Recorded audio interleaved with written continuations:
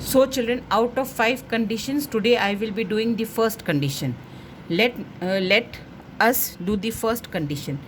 A and B are partners. This question will go in register. A and B are partners in a firm sharing profit in ratio of 3:2.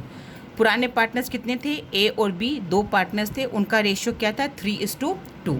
ठीक है ना? They admit C as a new partner. उन्होंने C को एक नया partner admit किया for 1/5 share. जो नया पार्टनर आ रहा है वो कितना शेयर मांग रहा है? He is asking for 1/5 share, कि आप मुझे पार्टनरशिप फॉर्म में रख लो और मैं आपसे 1/5 शेयर प्रॉफिट का लूँगा. Find out new ratio of profit and loss. अब नए पार्टनर के आने के बाद नए रेशियो पार्टनर्स के किस तरह से होंगे, किस तरह से तीनों अपना अपना हिस्सा लेंगे, this you have to do in this condition. Condition कौन सी है? When old partners continue to share old ratio and they make place for the new partner. Now I am sending you the solution of this. Here is the solution of the question number 2 of your book on page number 188. Admission of a new partner. Old ratio A B C का old ratio क्या था? 3/5, 2/5. And जो नया partner था, new partner, नया partner किस हिस्से के लिए आ रहा है? He is coming for 1/5 share. Clear children? This is the new partner coming for 1/5 share. Now फिर वही बात, अगर एक एप्पल में से अभी 2 लोग शेयर कर रहे थे, अब उसी एप्पल में से 3 लोग शेयर करेंगे. ठीक है ना? तो let the profit sharing ratio be 1/1, यानी कि एक एप्पल, ये पूरा एक एप्पल है, उसका अभी उसमें से अगर इफ़ सी गेट्स 1/5 शेयर, अगर पूरा ये 1 सर्कल है, ये पूरा 1 सर्कल है, उसमें से 1/5 पार्ट कौन मांग रहा है? इस सर्कल का 1/5 पार्ट कौन मांग रहा है? नया पार्टनर. तो बाकी पार्टनर्स का रेशियो किस तरह से वो बनाएंगे, चेंज करेंगे?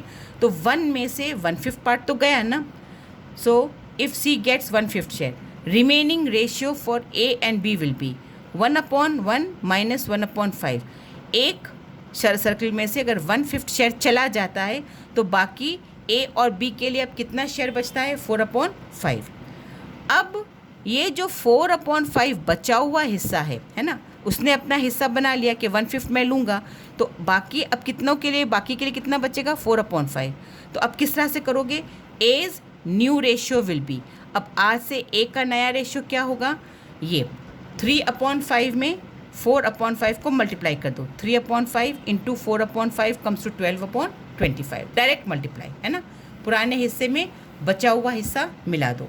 बीज न्यू रेशियो विल बी 2/5. ये उसका पुराना रेशियो क्या था? 2/5.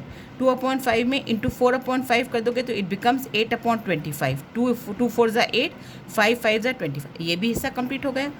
अब सी क्या करेगा? सी आया था कौन से शेयर के लिए? 1/5. मैं आपको क्या कहती हूँ कि रेशियो के अंदर तीनों, चारों, पांचों पार्टनर के डिनोमिनेटर सेम होना चाहिए. डिनोमिनेटर कभी नहीं बदलना चाहिए.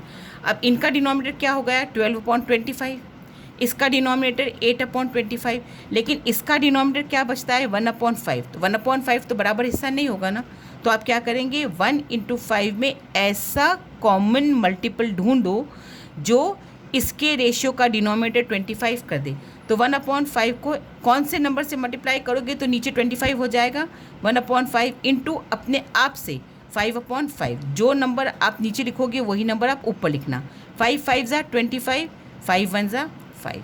In this way, the first condition gets fulfilled when old partners continue to share old ratio.